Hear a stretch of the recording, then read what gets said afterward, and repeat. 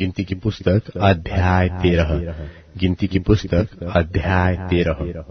फिर यहोवा ने मूसा से कहा, कनान देश जिसे मैं इसराइलियों को देता हूँ, उसका भेद लेने के लिए पुरुषों को भेज।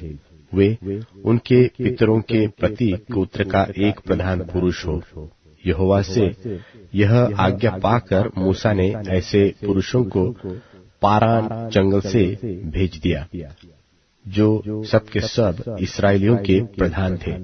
उनके नाम ये है, अर्थात रूबेन के गोत्र में से जक्कूर का पुत्र शम्मू, शिमोन के गोत्र में से होरी का पुत्र शापात, यहूदा के गोत्र में से यपुन्ने का पुत्र कालेब, इस्साकार के गोत्र में से योसेफ का पुत्र ईगाल, एप्रेम के गोत्र में से नून का पुत्र होशे, बिन्यामीन के गोत्र में से रापू का पुत्र पलती, जुबलून के गोत्र में से सोदी का पुत्र गद्दीएल, यूसुफ वंशियों में मनश्शे के गोत्र में से सूसी का पुत्र गद्दी, दान के गोत्र में से गमली का पुत्र अम्मीएल, आशिर के गोत्र में से मिकाएल का पुत्र सतूर, नप्ताली के गोत्र में से वोप्सी का पुत्र नहूबी, गाद के गोत्र में से माकी का पुत्र गोयल।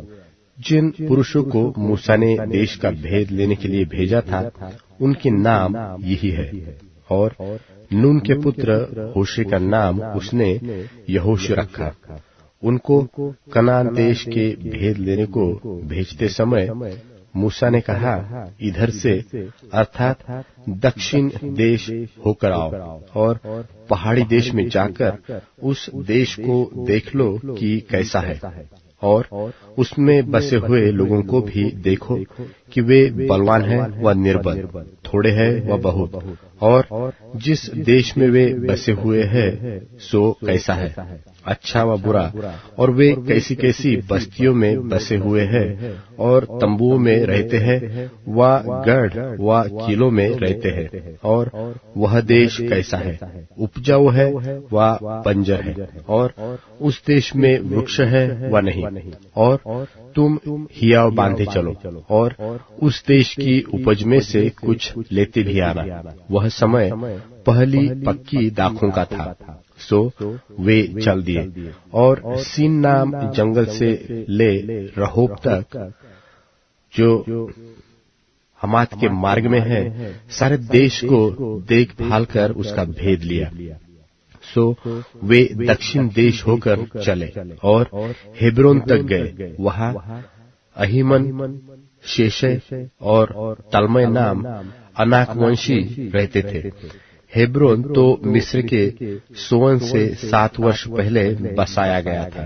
तब वे एशकोल नाम नाले तक गए और वहां से एक डाली दाखों के गुच्छे समेत तोड़ ली, और 2 मनुष्य उसे एक लाठी पर लटकाए हुए उठाए ले चले, और वे अनारों और अंजीरों में से भी कुछ कुछ ले आए। इसराइली वहां से जो दाखों का गुच्छा तोड़ ले आए थे, इस कारण उस स्थल का नाम एशकोल नाला रखा गया। 40 दिन के बाद वे उस देश का भेद लेकर लौट आए और पारान जंगल के कादेश नाम स्थान में मूसा और हारून और इसराइलियों की सारी मंडली के पास पहुंचे और उनको और सारी मंडली को संदेशा दिया और उस देश के फल उनको दिखाए। उन्होंने मूसा से कहा, यह कहकर वर्णन किया कि जिस देश में तूने हमको भेजा था उसमें हम गए, उसमें सचमुच दूध और मधु की धाराएं बहती है और उसकी उपज में से यही है, परंतु उस देश के निवासी बलवान हैं, उसके नगर गढ़ वाले हैं और बहुत बड़े हैं। और फिर हमने वहां अनाकवंशियों को भी देखा। दक्षिण देश में तो अमालेकी बसे हुए हैं और पहाड़ी देश में हित्ती, यबूसी और एमोरी रहते हैं, और समुद्र के किनारे किनारे और यरदन नदी के तट पर कनानी बसे हुए हैं। पर कालेब ने मूसा के सामने प्रजा के लोगों को चुप कराने की मनसा से कहा, हम अभी चढ़ के उस देश को अपना कर लें, क्योंकि निस्संदेह हम में ऐसा करने की शक्ति है। पर जो पुरुष उसके संग गए थे, उन्होंने कहा, उन लोगों पर चढ़ने की शक्ति हम में नहीं है, क्योंकि वे हमसे बलवान हैं। और उन्होंने इस्राएलियों के सामने उस देश की जिसका भेद उन्होंने लिया था, यह कहकर निंदा भी की कि वह देश जिसका भेद लेने को हम गए थे ऐसा है जो अपने निवासियों को निगल जाता है।